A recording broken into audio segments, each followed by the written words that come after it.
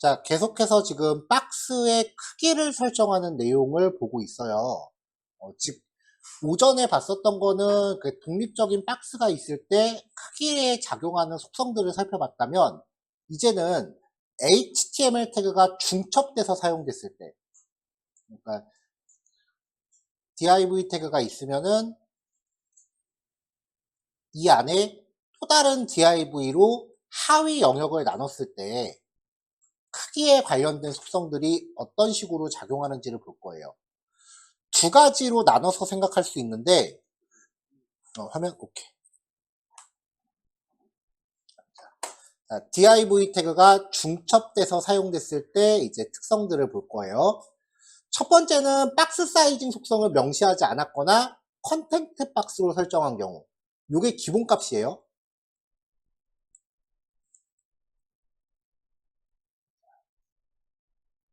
자, 이때는 그 사이즈에 관여하는 게 패딩이나 보더도 크기에 관여를 합니다. 그러니까 패딩이나 보더를 부여하면 그만큼 커지죠. 자, 바깥에 있는 요 부모 태그 입장에서 내용에 해당하는 게 안쪽에 있는 자식 박스란 말이에요. 그러니까 이 자식 박스의 크기 총합, 패딩 더하기 보더 더하기 위드스나 헤이트, 요런 것들의 총합은 부모의 위드스 헤이트를 벗어날 수가 없어요.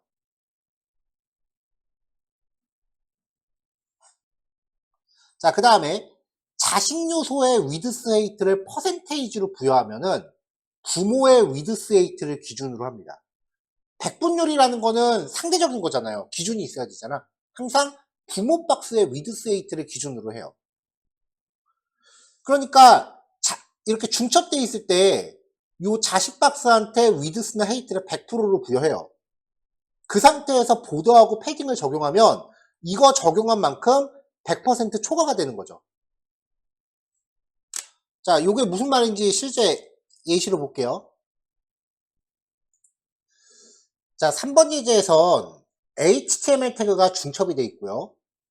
그 다음에 부모 태그 밑에 텍스트를 하나 넣었어요.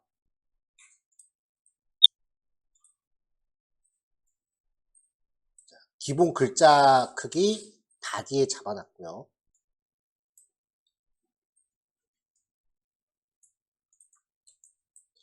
부모 태그한테 배경 색깔이랑 테두리를 줍니다.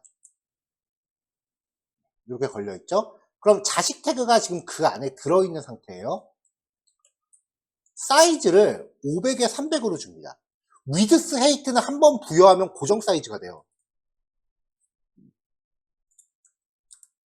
자, 이렇게 가로 세로 크기가 잡혀있죠? 이제 차일드 요소한테 배경 색깔을 줄게요.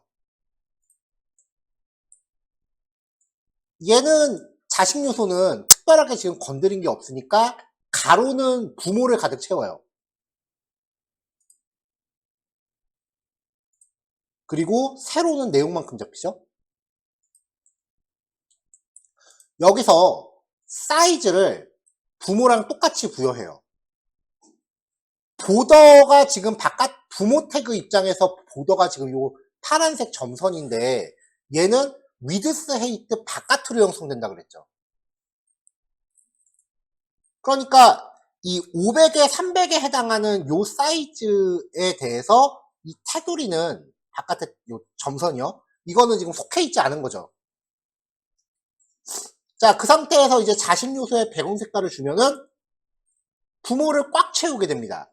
이 상태에서 자식한테 패딩하고 보더를 주면은 결국 자식 요소의 사이즈는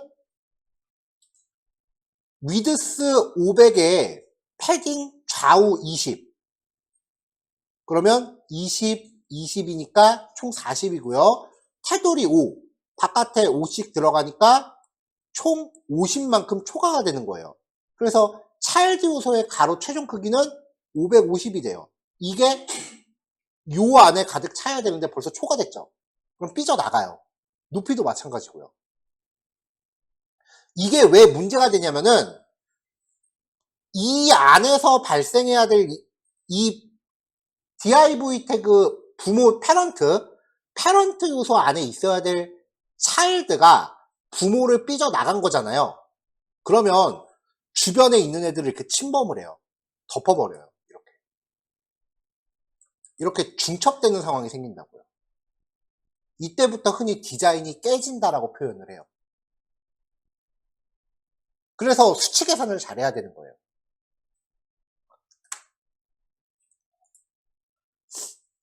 자, 두 번째 예제예요. 보통 저런 식으로 한번 깨지는 상황을 겪게 되면은 내가 사이즈 잘못 줬나 보다라고 해서, 자, 다시 두 번째 예제, 여기부터 이어서 할게요. 여기까지 코드 똑같아요. 자식의 사이즈를 100분율로 줘요. 근데 이 100분율 값은 부모의 위드스 헤이트를 기준으로 했을 때 100%예요. 결국은 아까랑 똑같이 부모랑 값 똑같이 주는 거랑 마찬가지가 된다고요. 이 상태에서 패딩이랑 보더 주면은 변한 게 없어요. 여전히 삐져나가요.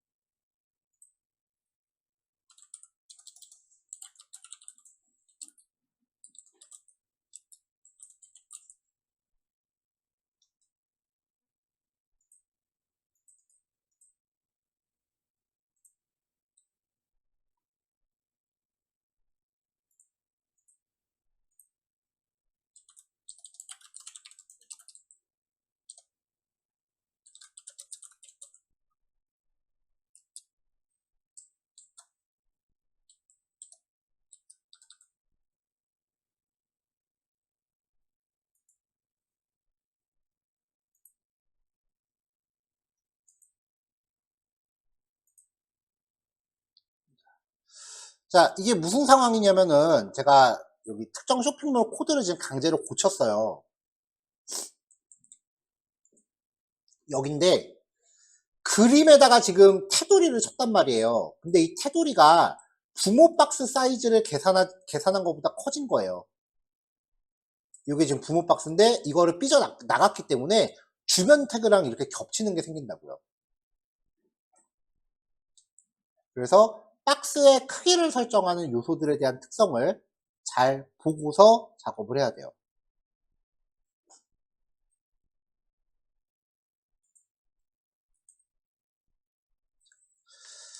자, 박스 사이징 속성을 보더 박스로 설정한 경우, 이때는 박스의 그 보더와 패딩이 위드스나 헤이트 영역을 잠식한다 그랬죠. 그러니까 자식 태그의 위드스 헤이트를 100%로 부여한 상태에서 보더 패딩을 주면은 아까는 얘네만큼 삐져나갔는데 이번에는 요 100% 안에서 테두리와 여백이 형성되니까 부모를 벗어나지 않게 돼요.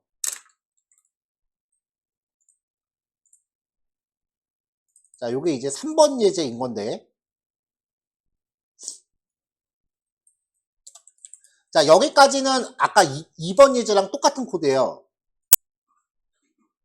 자, 이 상태로 자식이 부모를 삐져나가 있는 상태예요.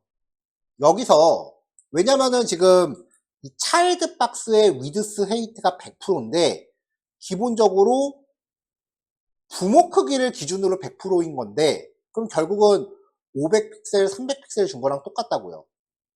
여기에 여백과 테두리를 주면은 결국은 부모 사이즈 플러스 알파가 돼버리는 거니까 그만큼 삐져나가게 되는 거죠.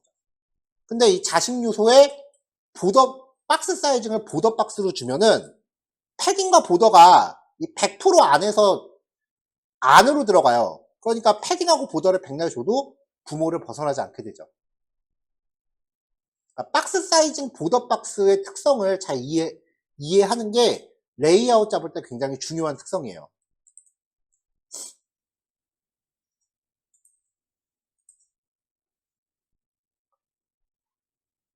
자, 이렇게 해서 3번, 4번, 5번은 기본 코드에서 조금씩 바꿔가면서 계속 이제 실험을 한 예제입니다.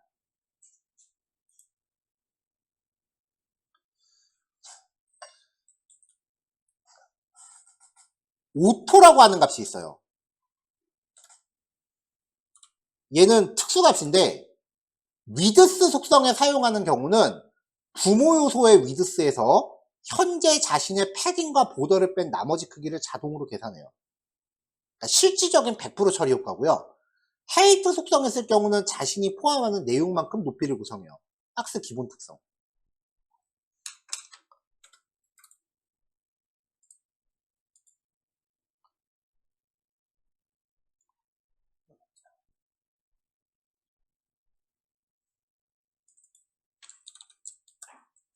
자, 다시 아까랑 똑같은 예제를 재현하겠습니다. 처음에 500픽셀에 300픽셀 이렇게 부여를 했단 말이에요. 자, 이 상태에서 이제 자식 요소의 넓이를 100%로 줘요. 그러면 부모를 기준으로 100%가 되니까 500이 되겠죠. 여기에 패딩하고 보도 줬으니까 그만큼 삐져나간 상태예요.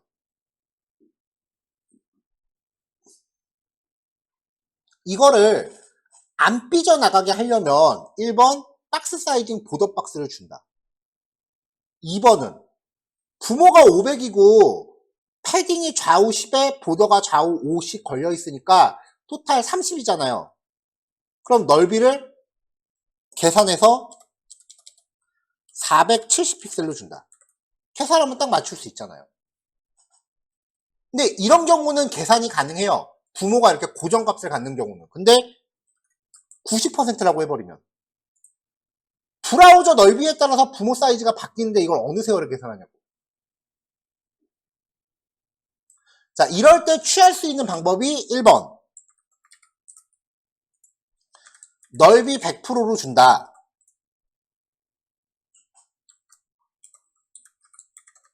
그러면은 패딩하고 보더만큼 삐져나간다 그랬죠?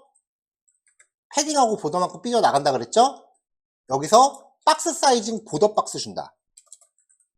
그럼 패딩하고 보더가 안쪽으로 들어간다 그랬잖아요. 요게 1번. 그렇지 않을 경우에는 넓이를 오토로 준다. 자, 넓이를 오토로 주면은 부모의 넓이를 기준으로 해서 여기서 스스로의 패딩과 보더를 빼요. 그 나머지 값을 자동으로 계산해서 가져가요. 그러니까 넓이를 자동으로 설정하라는 뜻이에요.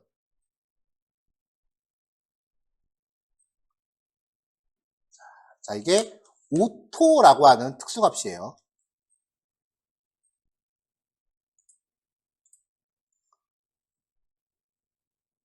자, 요거 3개, 4개네요. 3, 4, 5, 6번입니다.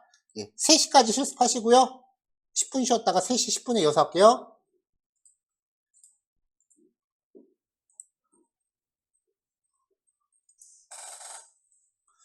자, 계속해서 이제 넘어갈게요. 지금 예제 중에 이제 7번 예제는 7번 예제는 제거하겠습니다. 7번 예제는 나중에 생긴 이 플렉스라고 하는 속성으로 대체가 가능하기 때문에 7번 예제 좀 옛날 거거든요. 7번 예제는 제외를 할게요.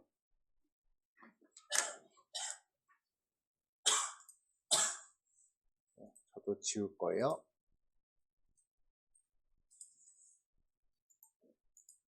여기 7번 예제는 제거를 하겠습니다. 그래서 여기 교환해서 여기 5번 섹션은 패스하고 넘어갈게요.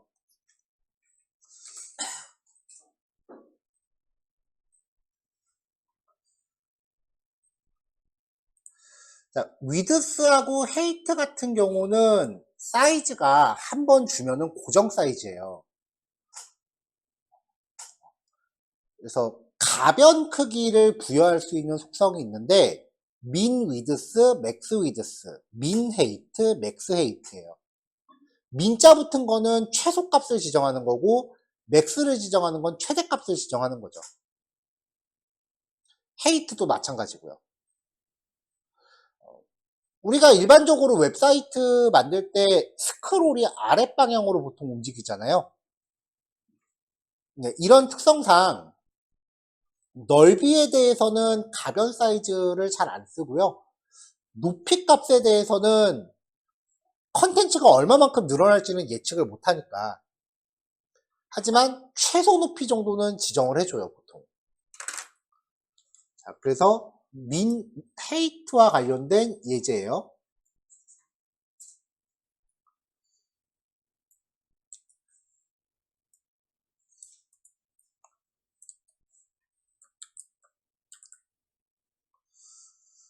자, min h라고 하는 클래스를 갖는 박스가 있고요. 안에 p 태그로 컨텐츠를 대충 넣습니다. 바디 기본 글자 적어주고 그 다음에 배경 색깔 잡고 그리고 넓이까지만 줬어요. 자, 그럼 이제 이렇게 생기는데 박스의 기본 특성은 높이는 내용만큼 생긴다 그랬죠. 그러니까 컨텐츠가 얼마 없으면 박스 높이가 그만큼 작아지는 거예요. 내용이 아예 없으면 흔적도 없어지죠.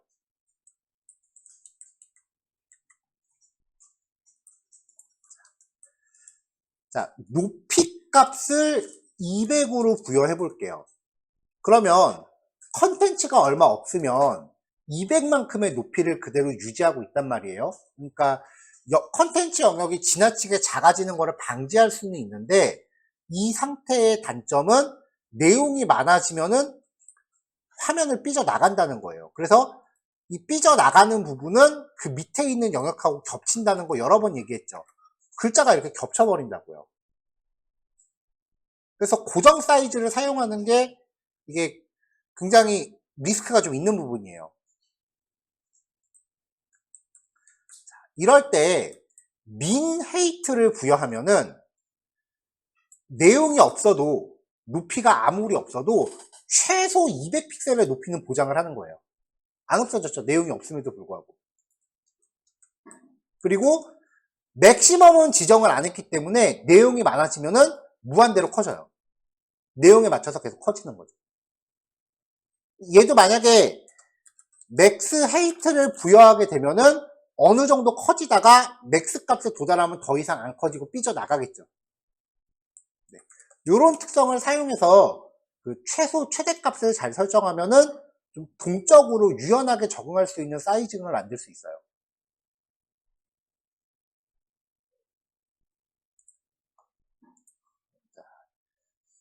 어떻게 사용하는지에 대해서 이제 레이아웃을 직접적으로 잡아가는 과정에서 좀 더 자세하게 얘기를 할게요.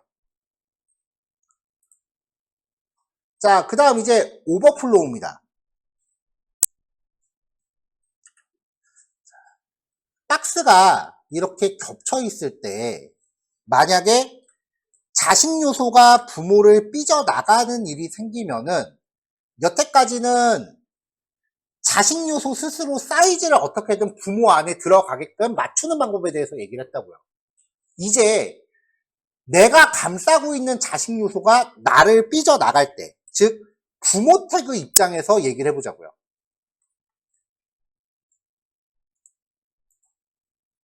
자, 이때 사용하는 게 오버플로우 속성인데요. 부모한테 부여하는 거예요. 자신을 벗어나는 내용을 어떻게 처리할까요? 비지블, 기본값이에요. 벗어나는 내용이 부모를 벗어나도록 그대로 둡니다. 기본값이에요. 그러니까 이렇게 삐져나가는 상태가 비지블인 거죠. 스크롤, 벗어나는 내용에 대해서 스크롤 처리합니다. 삐져나가는 부분이 보이지 않고요. 여기 부모한테 이렇게 스크롤 바가 생겨요. 이 속성이 부여되면 부모 요소는 항상 스크롤바 트랙을 표시합니다. 자식이 삐져나가건 안 나가건 항상 스크롤이 나와요. 히든, 벗어나는 내용에 대해서 화면에 표시되지 않도록 잘라냅니다. 오토, 벗어나지 않을 경우에는 그냥 그대로 표시되는데 벗어날 경우는 스크롤 처리합니다. 자, 9번 예제입니다.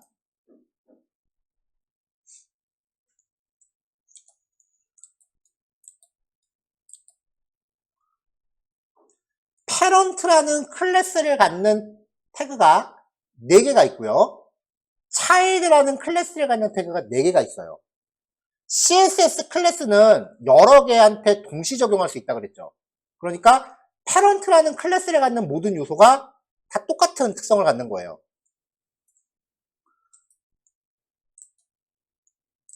자, 여기도 CSS 걷어내면서 볼게요. 자, 일단 다 지웠어요. 자, 이렇게 나오죠? 자, parent라는 클래스한테 배경 색깔, 사이즈, 테두리를 부여합니다. 그럼 이 parent라는 클래스를 갖는 4개가 이 디자인 속성을 동시 적용받는 거예요. 자, 그 다음에 parent 안에 있는 child한테 배경 색깔과 사이즈를 100%로 줘요. 그럼 일단 가득 차겠죠? 그 상태에서 보더하고 패딩을 주면은 이만큼 삐져 나가겠죠. 자, 이렇게 삐져 나가게 했어요. 자, 이 상태에서 각각의 태그한테 id 값을 또 줬단 말이에요. id 값은 고유 속성을 뜻한다 그랬죠? 자, id 값으로 이렇게 부여를 해요. AND 기호가 들어가면 요 특성이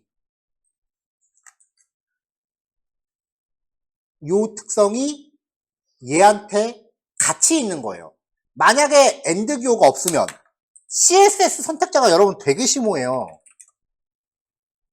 AND 기호가 없으면 태그가 뭔지는 모르겠지만 클래스가 parent인 요소 안에 그 안에 태그가 뭔지 모르겠지만 id가 박스 원인 요소가 있는 거예요. 이렇게. 근데 여기에 AND 기호가 붙어버리면 이 속성이 얘한테 같이 있는 거예요. 그러니까 이 id 속성이 parent한테 같이 있는 거예요. 자식 요소에 대한 얘기는 다 없어지는 거죠.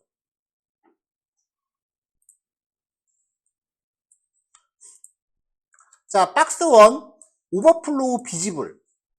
삐져나가는 걸 그냥 두는 겁니다. 그러니까 현재 보이는 상태가 비지블이에요. 오버플로우 스크롤. 삐져나가는 부분에 대해서 스크롤바 처리합니다. 자, 근데 오버플로우 스크롤 같은 경우는 자, 자식을 지어볼게요. 자식이 삐져나가건 안 나가건 스크롤바 트랙은 항상 보여요.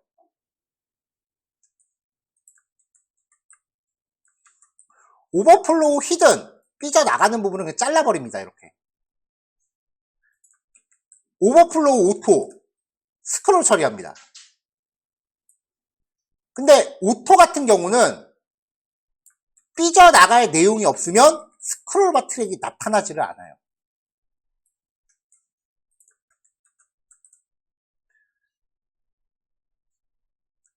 자, 오버플로우 속성은 지금 요 스크롤만 해볼게요. 자매품 오버플로우 X. 그러면 가로축에 대해서만 발생을 하는 거죠. 그리고 오버플로우 Y 속성이 있어요. 어느 한쪽 면만 적용하고 싶을 때 오버플로우 X나 오버플로우 Y 속성을 쓸 수도 있어요. 자, 이게 오버플로우 속성의 특성인데요. 이 오버플로우 속성이 적용되는 대표 케이스가 뭐냐면은 어저께 보여드렸던 예제 중에 하나인데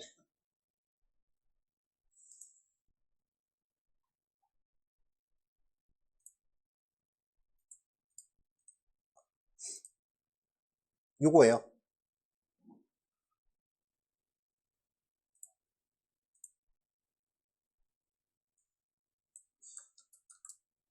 자, 이게 기본적으로 마우스가 올라갔을 때 안에 있는 이미지가 확대되는 거예요. 이렇게 확대되면은 확대되는 만큼 원래 있던 영역을 삐져나갈 수밖에 없어요. 이때 오버플로우 히든을 곁들여서 이미지가 확대됨으로 인해서 삐져나가는 부분을 잘라버리는 거예요. 그러면 안에서 이렇게 확대되는 효과가 나오죠. 요즘 유행하는 효과잖아요.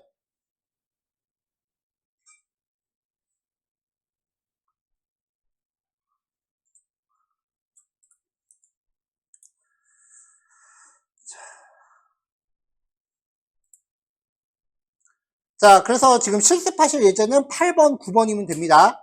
요거 제가 봐서는 10분이면 될 것 같으니까